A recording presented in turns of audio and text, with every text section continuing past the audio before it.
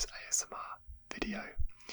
I hope you are all out here living life to its maximum potential each and every single day. As you can tell by the title of this video, we're going to be looking at the top 10 mysteries that will never be solved. I definitely got a little bit carried away with this one, as I was coming across all sorts of interesting topics that I may have ended up spending a bit more time than expected just reading through stories, but either way, I had a real good time putting this one together for you. I didn't want to include super obvious ones like, the pyramids, Bermuda Triangle, Stonehenge, Atlantis, and stuff like that, because I feel like you've probably heard it all before and know the ins and outs. So the mysteries I've included today are very popular and well known, but they're not as much of a household name, so a little bit more intricate. I've gone quite broad with the genres and I hope you guys like it. Before we begin, if you are into ASMR, interesting topics, and in general just expanding your knowledge, then you've come to the right place, because it's all we do, and we upload 2 to 3 times every single week. So if that's your thing, then be sure to subscribe and hit the bell icon to be notified each and every time we upload a new video. Cool, with that being said, let's dive right into today's video. Mystery number 1. The Voynich Manuscript. The Voynich Manuscript was written by an unknown author in an unknown language and thought to have been created in the 15th or 16th century. It's named after antiquarian book writer Wilfred Voynich, who purchased it in 1912. Scholars and scientists have sought to decipher the text since the manuscript was first discovered. Since 1969, it has been housed in the Bienick Rare Book and Manuscript Library at Yale University. The manuscript contains about 234 pages and is divided into 6 sections based on illustrations, since as of yet the language has not yet been deciphered. Sections covering botany, astronomy, astrology, biology, cosmology, pharmaceutical, and a section of continuous text with decoration markings at the beginning of short entries thought to be recipes. The illustrations in the botanical section, the largest section of the manuscript, consist of 113 large, detailed, colourful drawings of plants and herbs with text carefully written around the imagery. The next section is 12 pages of astronomy and astrology drawings, arrangements of stars, the sun, the moon, with some pages featuring zodiac symbols. The third section contains drawings of nude women intertwined and connected by tubes and what appear to be flowing fluids. The fourth section, cosmology, is composed of drawings of 9 medallions filled with stars and other shapes. The pharmaceutical section returns again to plants and herbs and depicts what are thought to be medicinal plants. Wonder what that is. The section differs from the botany section in that many pages have included drawings of elaborate jars or bottles, and in some cases many types of herbs appear on a single page. Though the images are more or less decipherable, the text has proven otherwise. Numerous scholars, linguists, cryptologists, code breakers from both world wars, and other intrigued parties attempted to decode the unknown script, but to little success. Next mystery, the Mary Celeste ghost ship found abandoned. On November the 7th, 1872, the 282-ton Mary Celeste set sail from New York Harbour on its way to Genoa, Italy. On board were the ship's captain, Benjamin S. Briggs, his wife, Sarah, and their 2-year-old daughter, Sophia, along with 8 crew members. Less than 1 month later, on December the 5th, a passing British ship called Dei Gratia spotted the Mary Celeste at full sail and adrift about 400 miles east of the Azores. with no sign of the captain, his family, or any of the crew. Aside from several feet of water in the hold and a missing lifeboat, the ship was undamaged and loaded with 6 months' worth of food and water. Mary Celeste had a shadowy past. Originally christened Amazon, it was given a new name after a series of mishaps, including the sudden illness and death of its first captain and a collision with another ship in the English Channel. An investigation into whether to grant the payments by its insurer to the De Gratia's crew for salvaging the ghost ship found no evidence of foul play. Mary Celeste would sail under different owners for 12 years before its last captain deliberately ran it aground in Haiti as part of an attempted insurance fraud. In 2001, best-selling novelist and adventurer Clive Cussler claimed to have found the wreck of the Mary Celeste, but later analysis of the timbers retrieved from the ship he found showed the wood was still living at least a decade after Mary Celeste sank. The question remains, why would an experienced captain such as Briggs or his sailors abandon a perfectly sound ship? Theories over the years ranged from mutiny and pirate attack to assault by giant octopus or sea monster, while the more scientifically minded proposed an explosion caused by fumes from the 1,700 barrels of crude alcohol in the ship's hold. According to the last entry in the ship's logbook made that morning, Mary Celeste was within sight of the Azores island of Santa Maria, some 500 miles from where the De Gratia would find it 9 days later. Moving on to our next mystery. This one is called the Money Pit on Oak Island in Nova Scotia. The Money Pit on Oak Island is a pretty big mystery. In 1795, Daniel McGuinness saw lights coming from the uninhabited Oak Island. He and some friends went to the island and found a larger circular depression underground.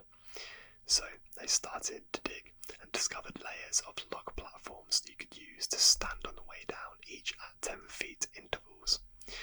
Eventually, they realised they'd need to finance this excavation, so the Onslow Company picked up where McGuinness and his friends had left off. They reached a depth of 90 feet, finding layers of logs every 10 feet, layers of charcoal, putty and coconut fibre at 40, 50 and 60 feet. It should be noted that coconuts and their fibres are not native to anywhere near Nova Scotia. At 90 feet, they found a greenish-grey slab with strange markings amongst the oak logs. They appeared to be hieroglyphics, perhaps that of an ancient language. When they pulled up the slab, though, it triggered some kind of booby trap, which flooded the shaft with ocean water and made it impossible to dig down any further. Many people and companies have tried to reach the bottom, but with no success. Numerous treasure hunters believe they drilled into a large vault in the Money Pit more than 100 feet deep. So far, most of what's been excavated from in and around the pit carries more historical value than monetary value. Some items offer tantalising clues of treasure, while others flag new mysteries. The most exciting items dug up from the pit include several coins, some dating back to the 16th century, some gold links, and in one find that has been confounding treasure hunters and researchers alike for 2 centuries, a stone bearing indecipherable inscriptions. Man, that is interesting and a bit spooky. I'd love to go check out that island. Cool, so the next mystery is called the Phoenix Lights. The Phoenix Lights were a series of widely sighted, unidentified flying objects observed in the skies over southwestern states of Arizona, Nevada, and the Mexican state of Sonora on March the 13th, 1997. Lights of varying description were seen by thousands of people between 7:30 p.m. and 10:30 p.m. Mountain Standard Time in a space of about 300 miles, so 480 kilometers, from the Nevada line through Phoenix to the edge of Tucson. There were two distinct events involved in the incident: a triangular formation of lights seen to pass over the state, and a series of stationary lights seen in the Phoenix area. The United States Air Force identified the second group of lights as flares dropped by an A-10 Warthog aircraft that were on a training exercise at the Barry Goldwater Range in southwest Arizona. Witnesses claimed to have observed a huge Carpenter's square-shaped UFO containing 5 spherical lights, or possibly light-emitting engines.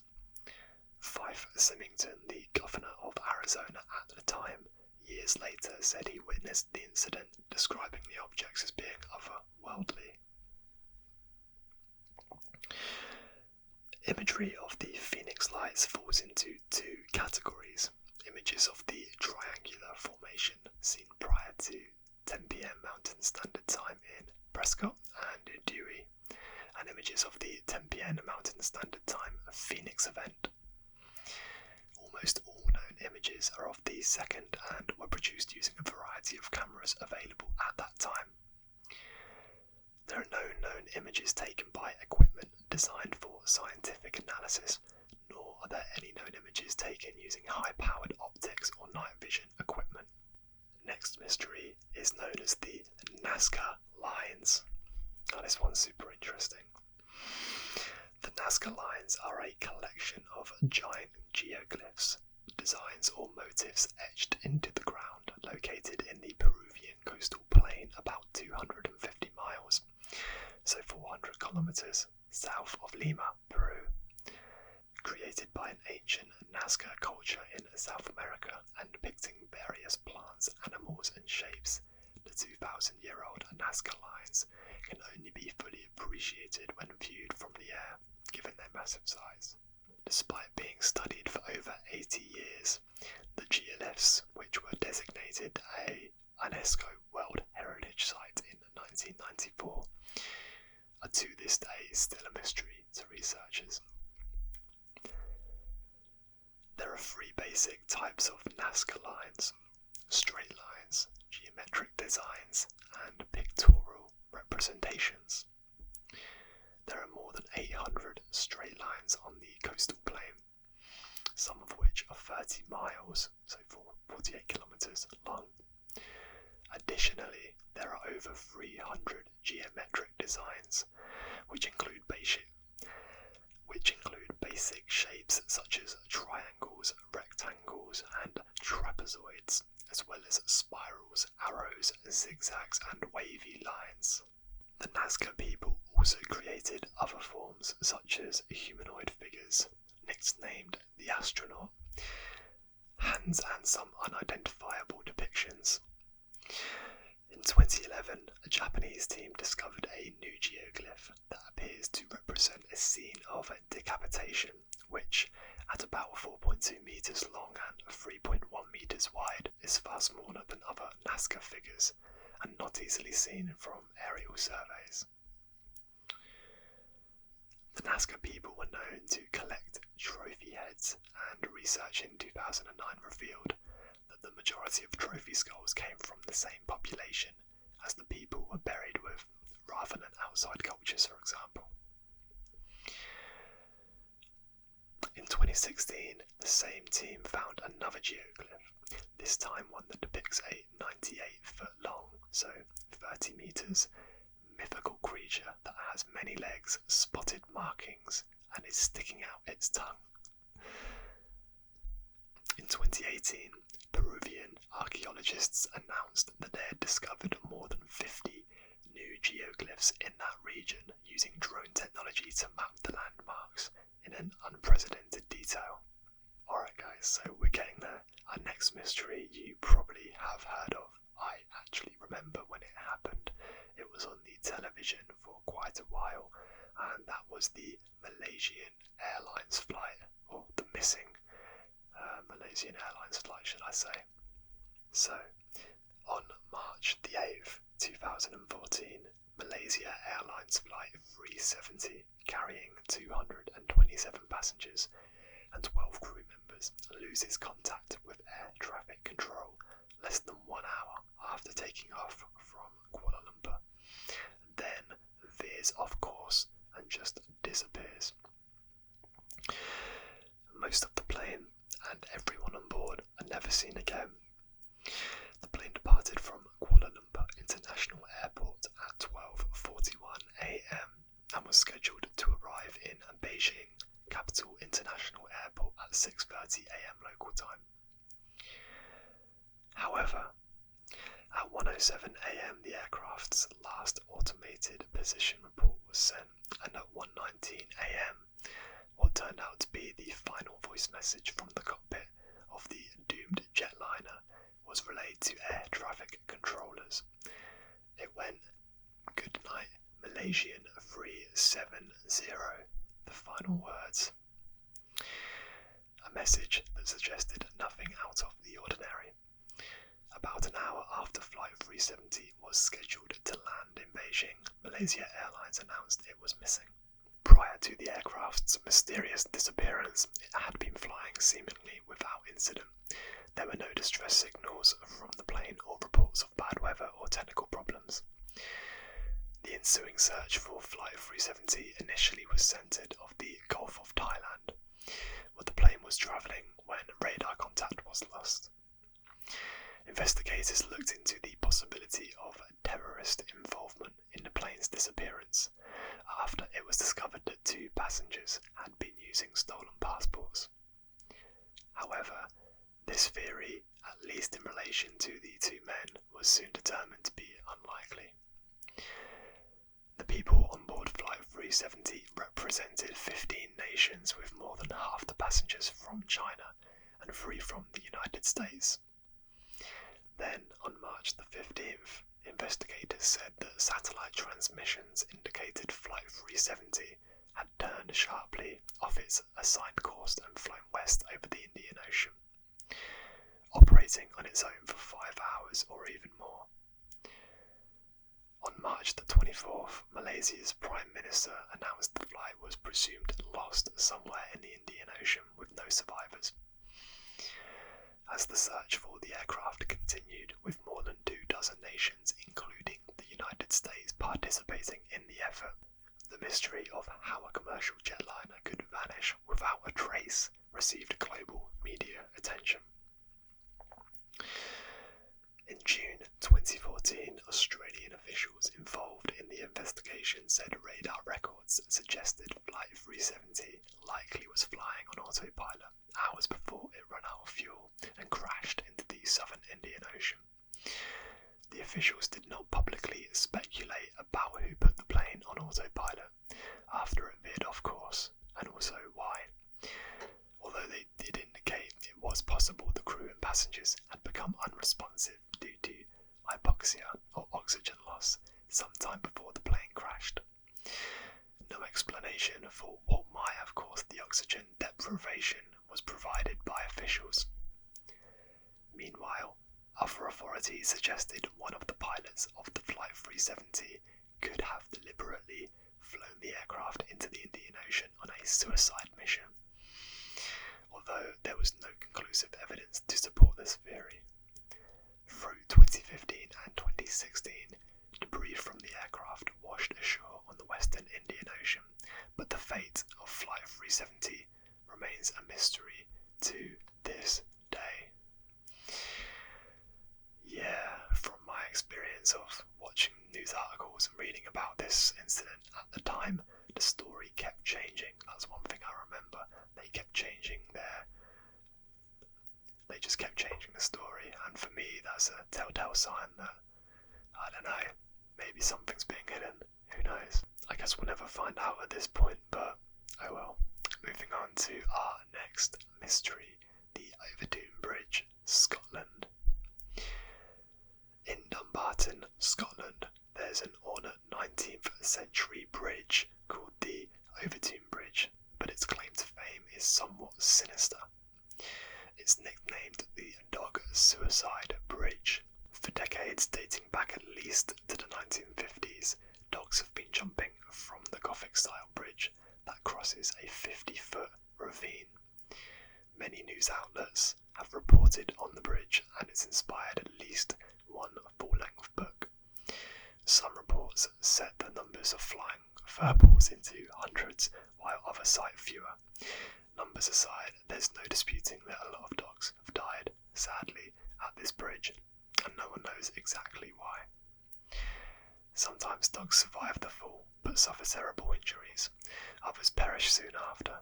In at least one instance, a dog allegedly jumped from the bridge, survived, ran up the slope, and then jumped off once again.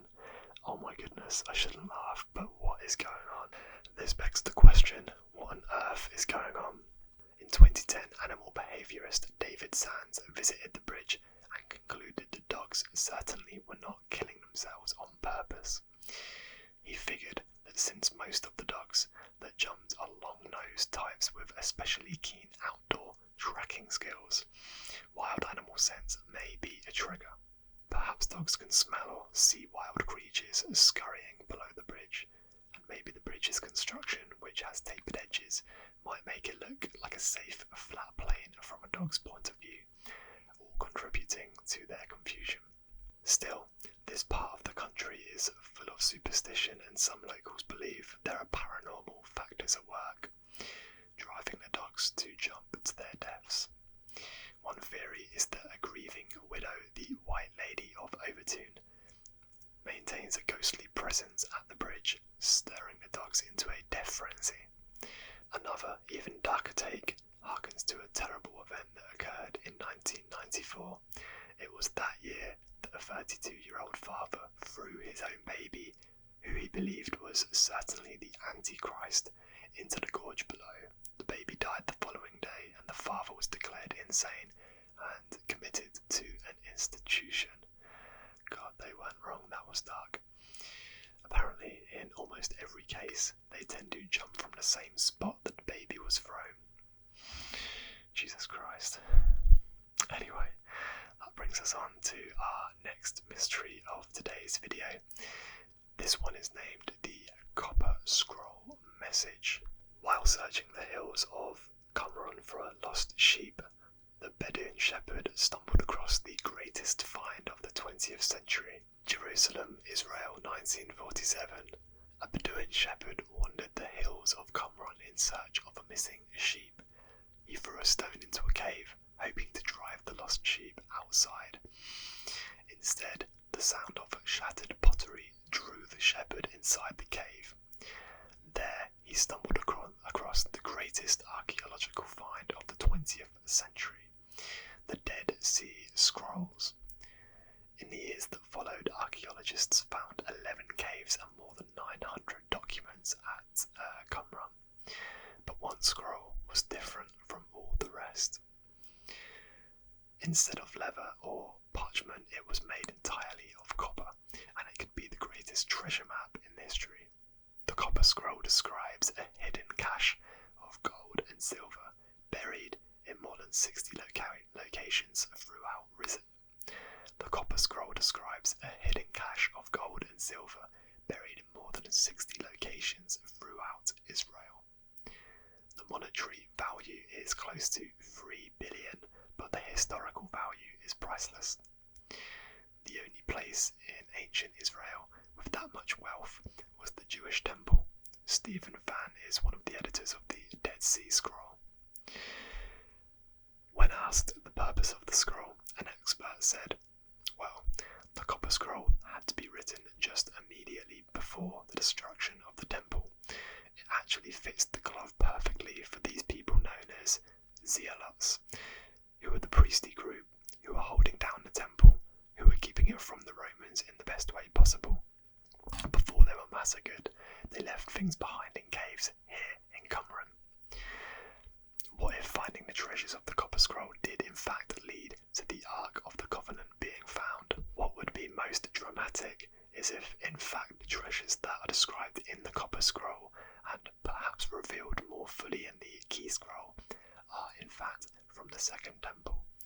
Finding them would in fact be the most dramatic archaeological discovery of all time. Unfortunately, to this date, no one has been able to decipher the scroll. As I just mentioned, the Ark of the Covenant is an unsolved mystery of its own, so that just so happens to be our next topic. So, also known as the Ark of the Testimony, is the Ark of God. It's believed to be the most sacred relic of the Israelis, and it is described as a wooden chest covered in pure gold, with an elaborately designed lid called the Mercy Seat. According to the book of Exodus, the Ark is said to contain the 2 stone tablets of the 10 Commandments. According to the New Testament book of Hebrews, it also contains Aaron's rod and a pot of manna. Archaeological evidence shows strong cultic activity at Kiriath Jearim in the 8th and 7th centuries BC, well after the Ark was supposedly removed from there to Jerusalem. In particular, archaeologists found a large elevated podium associated with the Northern Kingdom and not the Southern Kingdom, which may have been a shrine. Thomas Romer suggests that this may indicate that the Ark was not moved to Jerusalem until much later, possibly during the reign of King Josiah. He notes that this might explain why the Ark featured prominently in the history before Solomon, but not after.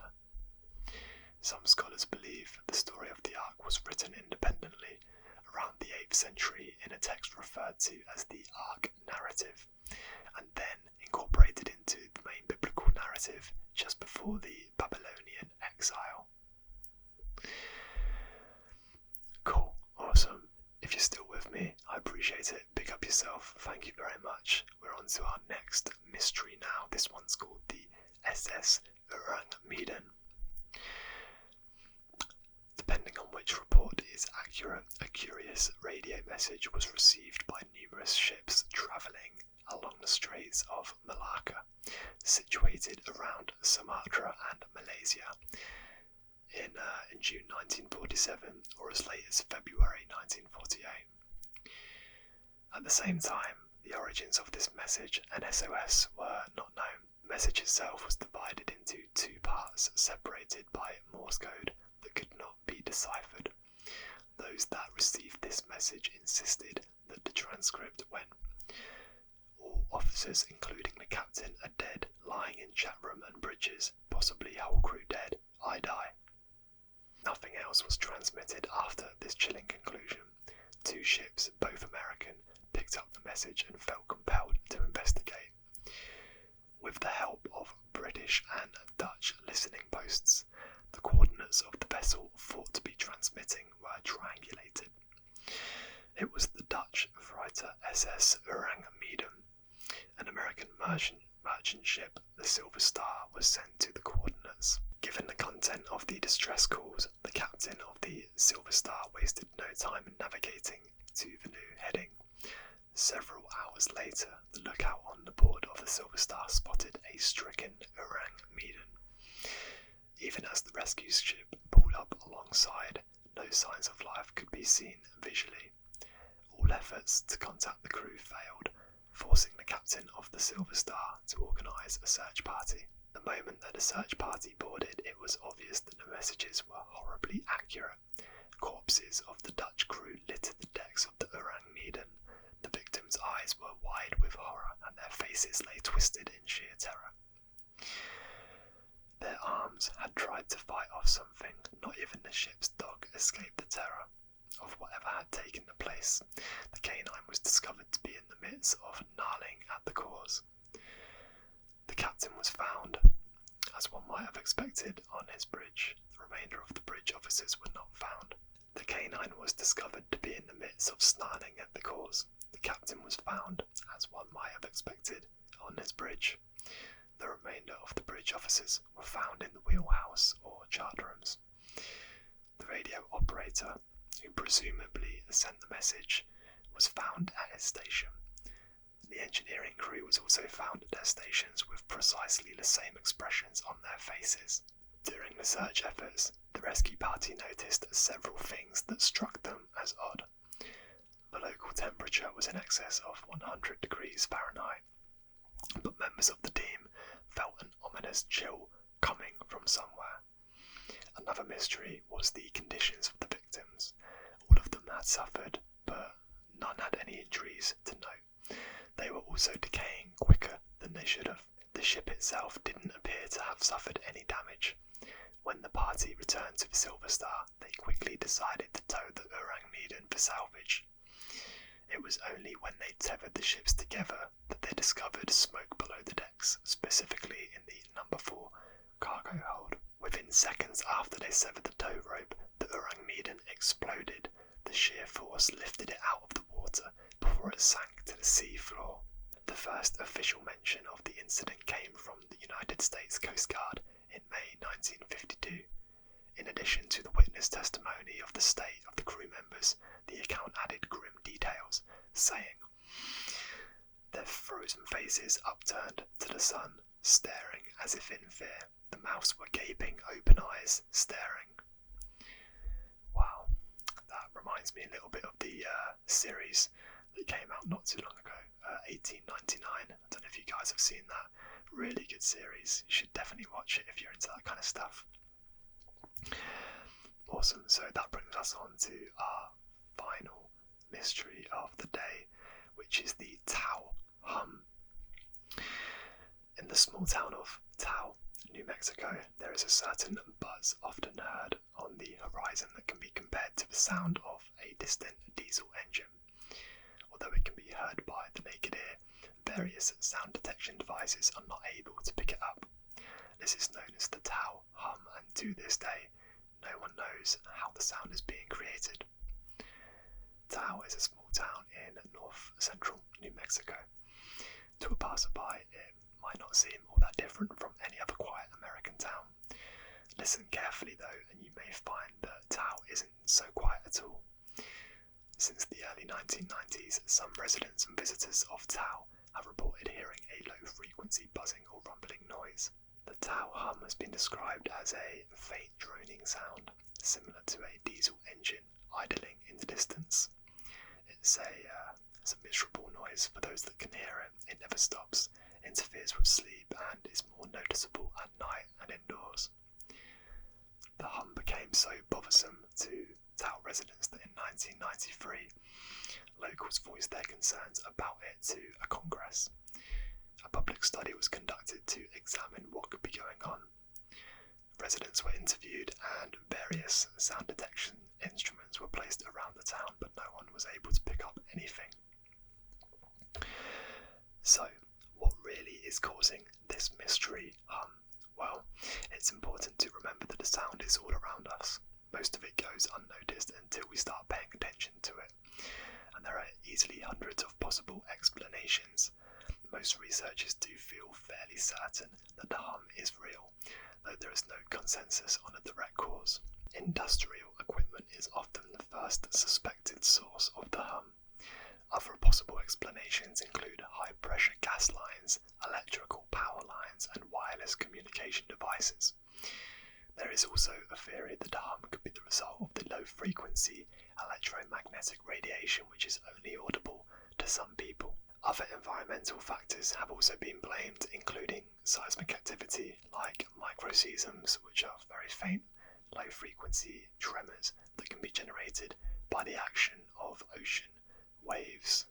And with that brings an end to today's video. I hope you found it relaxing and learned a thing or two along the way. It was really hard to narrow it down to just 10 mysteries because there were so many cool ones out there when I was doing my research. So if this was your kind of video, then let me know in the comments and I'll be sure to make another. Apart from that, thank you so much for joining me. If you did enjoy today's video, please feel free to give it a cheeky thumbs up. And if you really enjoyed it, you could even potentially consider subscribing. Who knows? But regardless, I appreciate you joining me for today's ASMR Mysteries, and I hope to see you on the next one. Stay blessed, stay balanced.